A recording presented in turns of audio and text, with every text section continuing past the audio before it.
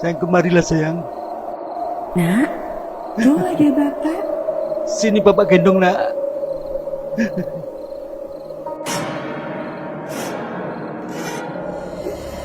Maafkan aku sayang, tidak bisa menjaga anak kita. Jangan pergi lagi sayang. Aku sangat merindukan kalian.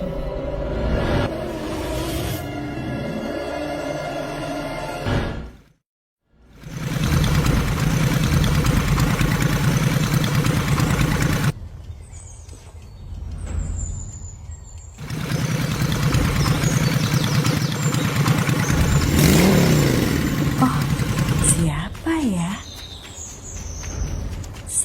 Selamat pagi Tuan. Ada perlu apa kemari? Ye orang tahu orang yang punya nama Dandu. Dandu? Oh, ya ampun. Itu teman saya kecil dulu, Tuan. Sudah lama pindah dari desa ini. Kenapa, Tuan? Rupanya Ye masih ingat itu orang ya. Wajahnya seperti ini kan? Tuan? Dandu? Kamu Dandu? Iya Sun, ini aku, Dandu. Hah? Dandu? Pakai pura-pura jadi orang Belanda segala? Dandu adalah teman kecil Sundari. Namun ia harus pindah dari desa itu karena mengikuti kepindahan dinas orang tuanya. Sejak saat itu mereka tak pernah lagi bertemu. Tapi Dandu pernah bilang bahwa suatu saat ia akan datang lagi. Dandu mengikuti jejak bapaknya untuk menjadi sinder hutan atau pengawas hutan. Ia pun telah menempuh pendidikan di sekolah kehutanan. Dan ia sekarang ditempatkan di desa itu untuk menggantikan sinder sebelumnya yang meninggal dalam kecelakaan kerja. Oh, rupanya bapak emak sudah meninggal ya Sun. Turut berduka cita ya. Gak apa-apa, Ndu. Sudah lama juga kok. Oh ya, Barno. Di mana Barno sekarang? Oh, itu dia kerja jadi belandong, Ndu. Oh ya sudah. Nanti semoga di tempat kerja aku bisa nemui dia. Tuan Dandu. Loh, itu Mantri Tarjan. Oh, ya sudah. Aku pamit dulu Sun. Ini hari pertamaku mengawasi hutan. Iya, Ndu. Hati-hati ya. Tuan Dandu, jangan sembarangan pergi tanpa pengawasan kami, para mantri hutan. Bahaya. Kenapa, Pak? Nanti saya ceritakan. Baik, maaf Pak Tarjan. Saya dulu teman akrab Sundari. Jadi spontan saja menemui dia begitu sampai desa ini.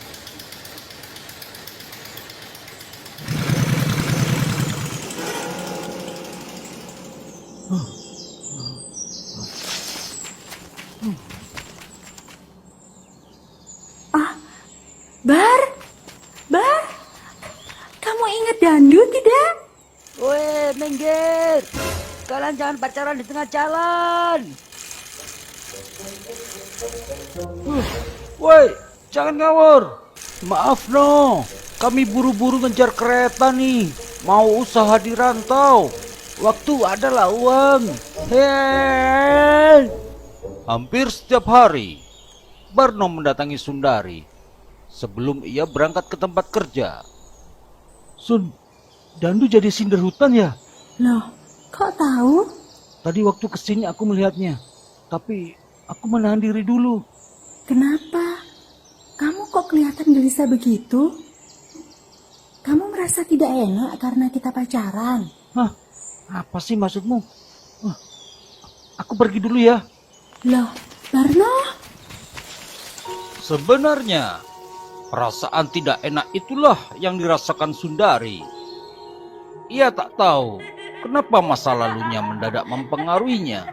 Meskipun ia sadar kalau itu hanyalah kisah anak kecil. Sun, kalau kamu milih pacar, milih aku apa Barno? Hah? Aduh, bingung. Sundari pasti memilih aku. karena kamu mau pindah dan tidak akan ketemu lagi sama Sundari. Iya, aku jadi pacarnya Barno saja. Berarti kalau aku kembali lagi ke sini, aku yang jadi pacarmu. Mana bisa, saat itu Sundari sudah pacaran sama aku. Nah, aduh.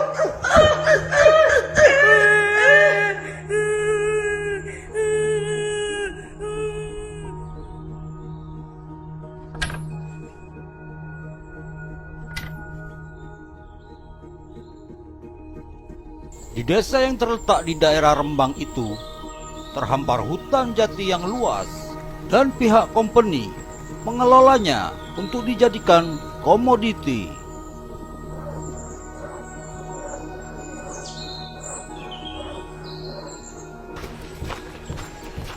Tuan Dandu, beberapa bulan ini wilayah ini tak aman.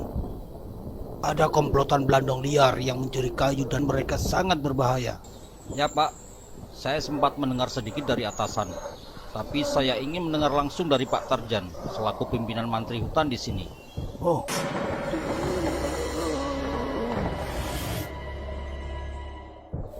Tuan juga pasti mendengar kematian Sinder sebelum Tuan. Ya, karena kecelakaan kerja kan Pak? Tapi saya curiga Sinder itu dibunuh. Apa? Jangan membuat kesimpulan sembarangan Pak. Saat itu sedang ada penebangan. Tuan Sinder itu juga ada di sana. Ketika sebuah pohon mulai tumbang, tiba-tiba pohon itu berbelok arah dan mengenai tumpukan balok kayu hingga berhamburan. Salah satu balok itu menimpanya. Sepintas memang seperti kecelakaan, tapi saya menemukan sesuatu yang mencurigakan. Ada bekas cengkraman tangan yang kuat di permukaan balok itu.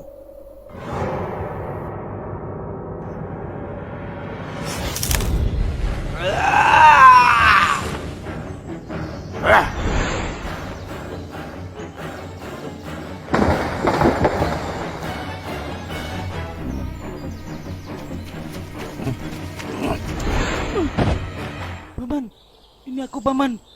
Kau seharusnya memakai kode sebelum masuk ke sini. Iya Paman, maaf, aku lupa. Tempat yang didatangi Barno adalah markas rahasia para Blandong liar. Blandong adalah sebutan untuk pekerja paksa pada masa kolonial yang bertugas menebang pohon hingga menanam kembali tunas pohon yang baru. Pekerjaan ini sangat keras dan tidak manusiawi. Itulah kenapa beberapa dari mereka mulai melakukan pemberontakan dan disebut sebagai Blandong liar. Dandu, ya, aku ingat dulu ayahnya juga Sinder di sini. Sejak kepindahannya, tidak ada lagi Sinder penggantinya yang sebaik dia. Jadi, bagaimana Paman? Kamu harus ingat, semua ini adalah perjuangan kita melawan kesewenang-wenangan. Mengambil kayu untuk keperluan rumah sudah menjadi tradisi kita sejak lama. Tapi sekarang tradisi itu dianggap pencurian. Bahkan karena itu teman-teman kita banyak yang mati. Tapi justru yang kukhawatirkan adalah kamu, Nak. Maksud Paman? Jika memperhatikan ceritamu saat kecil, kedatangannya bisa jadi ingin merebut hati Sundari. Itu dugaanku saja. Dan aku punya ide untuk mencari tahu apakah Dandu adalah Sinder yang baik. Setelah itu, kau harus kembali menyusup ke para Blandong. Beritahu komplotan kita tentang rencanaku ini. Komplotan Blandong liar itu sebenarnya masih ikut bekerja di antara para Blandong lain. Jika hari mulai gelap, mereka menyelinap melalui jalan rahasia menuju ke markasnya dan berbagi informasi. Kenapa Bapak tidak melaporkan kecurigaan pembunuhan itu ke atasan? Saya cerita seperti ini supaya Tuan lebih hati-hati dengan para pemberontak itu. Baik Pak, nanti saya... Jangan ke sini, tunggu di sana saja. Cuma sebentar kok. Dandu? Tuan Dandu? Sundari? Kita lanjutkan ngobrolnya nanti ya Pak. Ya Tuan. Tak apa-apa, Kang. Oh, itu. Pernah suatu ketika, atasan Ayah Dandu berkunjung ke rumah dinasnya. Wah, indah sekali rambut Nona itu. Aku pengen punya ramping kuning. Sebentar. Dandu tiba-tiba mendatangi perempuan Belanda itu dan meminta beberapa helai rambutnya. Tuan Dandu, saya mau melamar jadi bagian dapur umum. Saya bisa masak kok, Tuan. Ahem. Oh ya, saya ingat tadi menawari kamu pekerjaan ya. Ayo, biar aku antar kamu ke dapur bekerja. Sebentar Pak Tarjan. Ya Tuhan. Dasar anak muda. Kamu kenapa kesini? Aku ini lagi kerja. Melamar kerja kan? Kalau nggak boleh, aku pulang saja. Apa itu? Duh, kok tiba-tiba diam? Seperti habis lihat setan. Ini kan sudah aku antar ke tempat kerjamu. Cepat sekali ya diterimanya. Kan aku bosnya.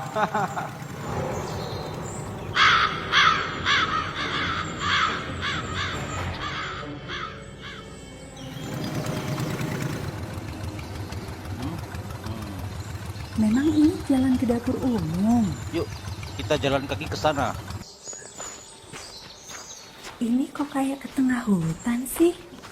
Dengar-dengar banyak hantu di sini. Oh, kamu tahu nggak? Aku kan baru hari ini ke sini. Jadi nggak tahu tempat dapur umum. Aduh. Sun, kamu nggak apa-apa? Iya. Aku tak menyangka kamu menyimpan rambut bule itu. Kan aku sudah janji tidak akan menghilangkannya.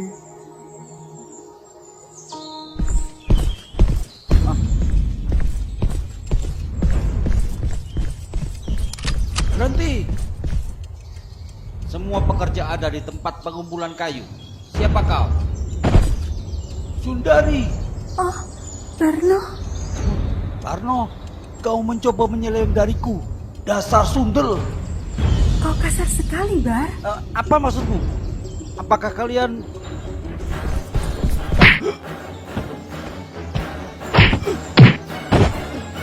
Kuat sekali pukulannya.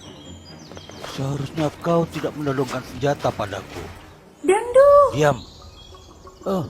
Aku pikir kau pencuri kayu, Bar. Aku mengambil kayu bukan berarti pencuri. Kami tidak seperti company yang menguras hutan. Mereka lah pencuri sebenarnya. Dan kamu sekarang menjadi salah satunya. Dandu.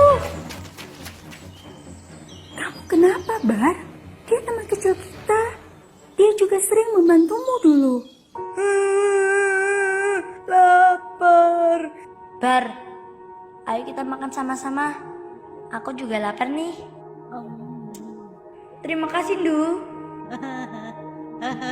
Sebenarnya ini bukanlah pertemuan yang dikehendaki Barno. Tujuan utamanya memang untuk menguji Dandu. Meski awalnya ia ragu-ragu untuk melakukan itu karena taruhannya adalah nyawa sahabat kecilnya. Jangan khawatir, Nak. Jika hari ini Dandu tidak lulus, aku akan memberikan kesempatan lagi supaya ia bisa belajar tentang situasi ini. Tapi kehadiran Sundari terjadi di luar rencana. Itulah kenapa ia sangat marah karena dibakar rasa cemburu.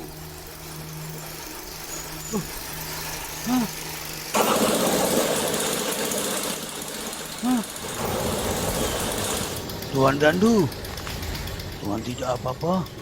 Iya, Pak. Maaf, Pak Tarjan. Tadi tiba-tiba ada... Nanti saja ceritanya. Sekarang kita harus cepat pergi dari sini. Kurang ajar. Kau mengganggu keasikanku. Semuanya kembali menyusup ke para Belandong. Kecuali Barno. Ikut aku. Kalian lagi.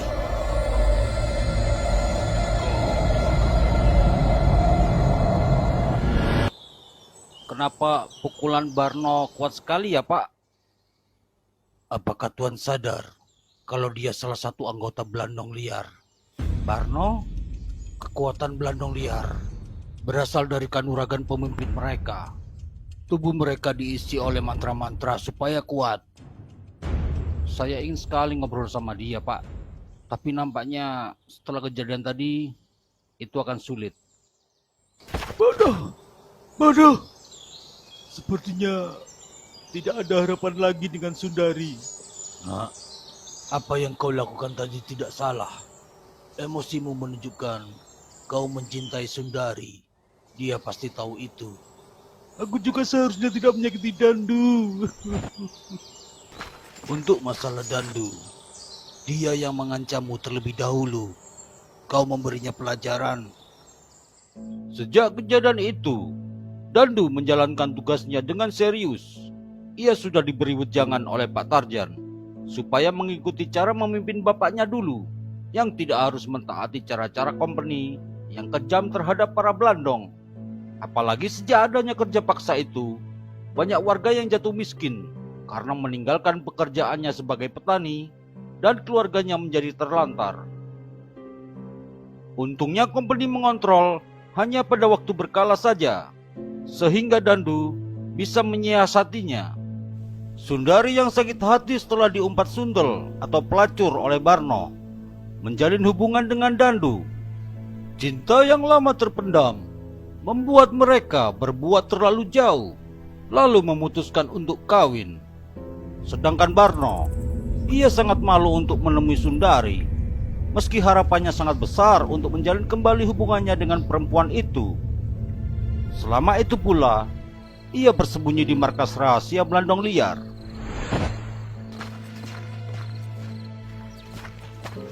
Nak, sebaiknya kau berhenti memikirkan Sundari.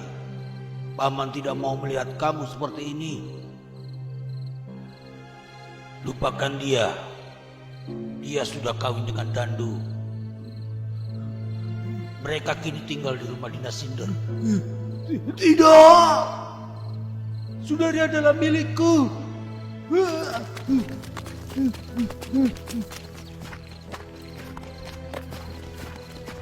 Kebetulan sekali kalian sudah kesini.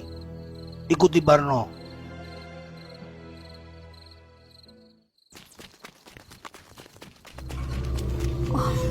Siapa? Hah?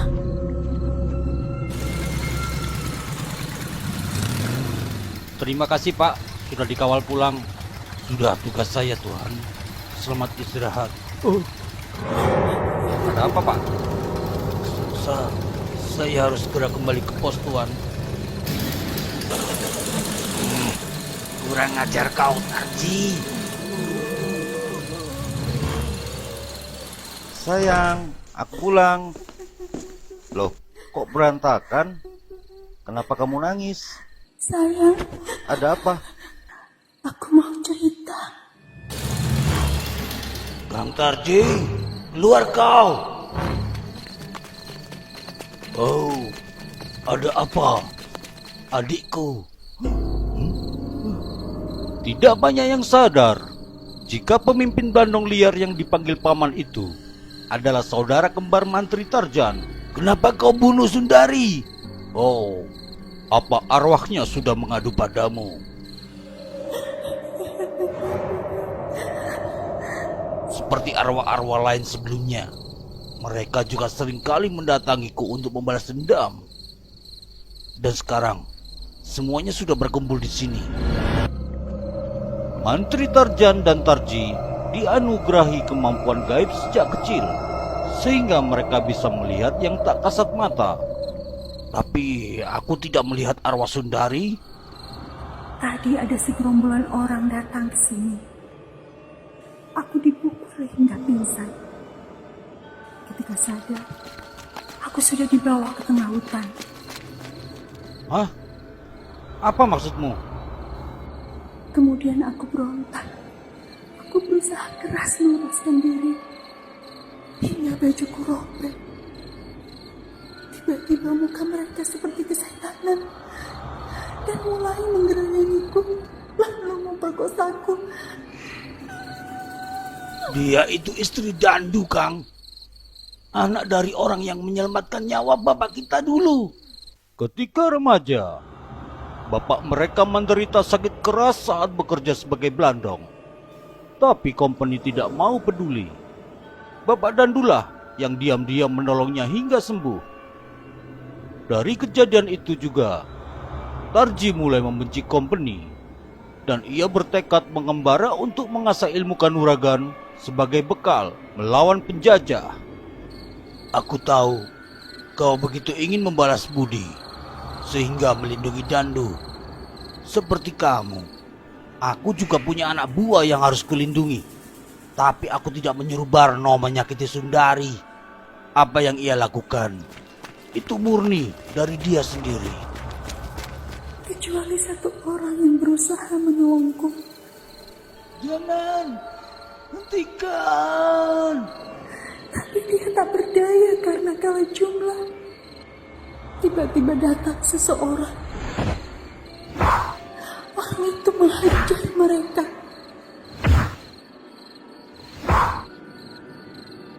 Dalam kesempatan itu, aku langsung melarikan diri. Itu karena kau memperdaya Barno. Kau tahu kalau Barno sangat mudah berubah jika menyangkut Sundari. Sama seperti mereka yang mati karena korban tipu dayamu. Tarji memang pandai bermain konflik. Biasanya seseorang akan ia berdaya untuk menjadi korban dari musuhnya, yaitu company maupun mereka yang bekerja dengan company. Dengan begitu, ia punya alasan untuk menghabisi musuhnya, dan akan banyak orang yang bersimpati dengan perjuangannya. Setelah itu, ia pengaruhi mereka untuk bergabung dalam kelompoknya. Karena Tarji sadar bahwa kekuatannya belum cukup jika ia terang-terangan bertempur dengan company. Kau juga tahu, kalau perjuangan perlu pengorbanan, mereka korban dari tipu dayamu. Jangan seenaknya sendiri. Meski kau berjuang dari dalam untuk melindungi hak para Belandong, dan aku dari luar dengan cara bergerilya, tapi apa yang sudah terjadi sekarang ini adalah dampak dari kesepakatan kita. Kau memang pintar membuat orang merasa bersalah, Kang. Kau manfaatkan kesepakatan kita dengan bermain sendiri. Aku merasa sudah lolos dari mereka. Tapi tiba-tiba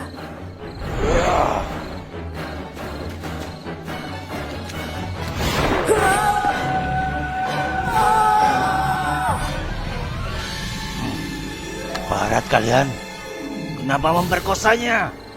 Aku jadi terpaksa membunuhnya. Kalau dia hidup, tidak ada lagi yang percaya dengan perjuangan kita.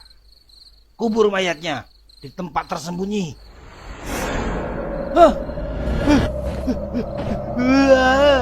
Tidak, tidak.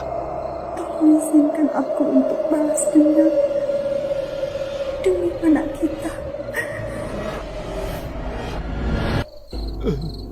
Apa kau sadar, Kang? Inilah yang dimau company. Mereka menempatkan kita yang sebangsa ini saling berseberangan. Mereka jarang kesini, justru setelah kau memberontak. Mereka bukannya takut, tapi karena ingin kita saling berperang. Kau sudah termakan adu domba mereka. Tidak, ini semua gara-gara sundel itu.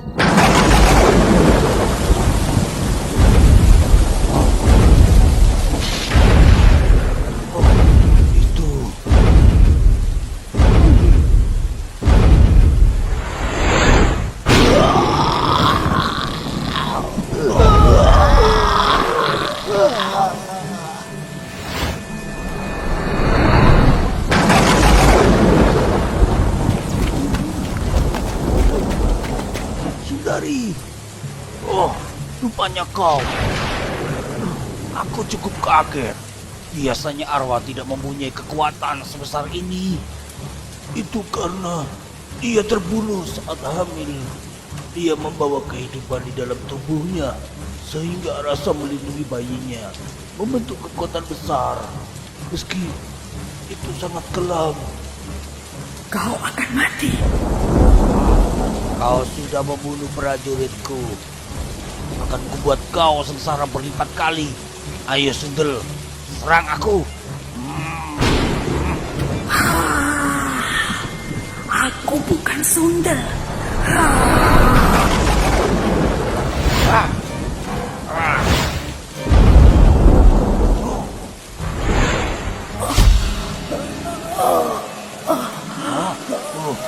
Tidak. Ini kesempatanku. Aku yakin kau kehabisan tenaga. Kau cuma arwah baru. Bukan begitu? Tarjan, jangan melibatkanku. Mereka yang mati karena ulahmu adalah urusanmu. Tenang saja. Aku tak akan meminta bantuanmu.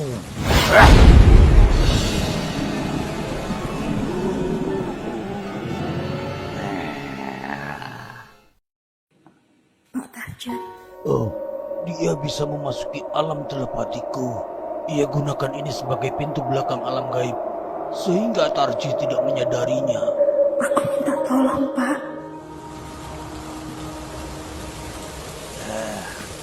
Kau kuat juga, Sundel. Seharusnya kau sudah hancur.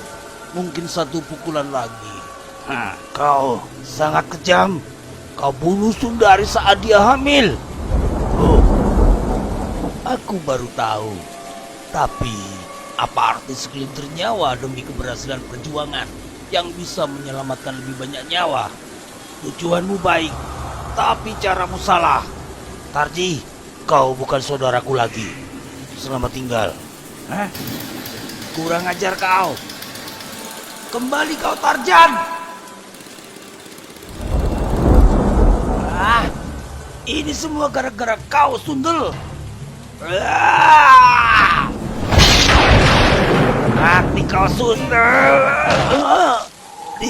Dia menghisap semua arwah ke dalam tubuhnya. Saat berada di alam telepati, diam-diam Mantri Tarjan memberi energi kepada Sundari supaya bisa membuka dirinya, sehingga arwah-arwah yang juga ingin membalas dendam itu bisa bergabung dengannya dan membangun kekuatan baru dari sana.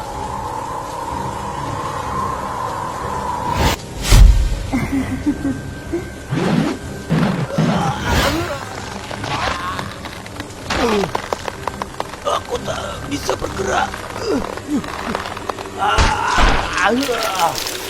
Tarjan, tolong aku Tarjan. Maafkan aku, Tuan Dandu.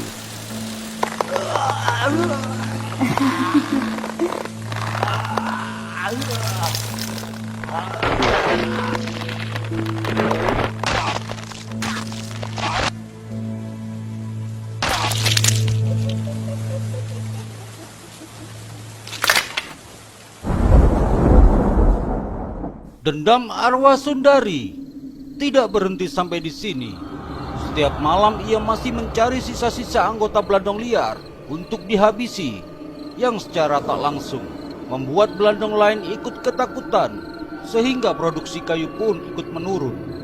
Apalagi sinder mereka, Dandu, belum bisa bekerja dalam waktu yang tidak dapat ditentukan karena masih terguncang atas kematian istri bersama anaknya, sehingga company harus memberhentikannya sebagai sinder.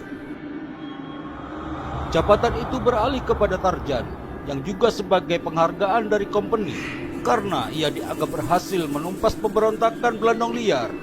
Sebaiknya kau hentikan memburu bekas para pemberontak. Mereka seperti itu juga karena terhasut oleh Tarji. Belandong lain yang ikut ketakutan, kinerjanya jadi menurun. Apa kau tak kasihan jika mereka nanti dapat hukuman dari company? Sedangkan Barno, ia tak pernah kelihatan lagi dan berlari sejauh mungkin karena merasa bersalah. Ia juga bukan sasaran Sundari, karena Sundari tahu bahwa Barno tidak bermaksud menyakitinya. Itu juga kenapa Sundari tidak terang-terangan mengatakan kepada Dandu bahwa yang menculiknya adalah Barno.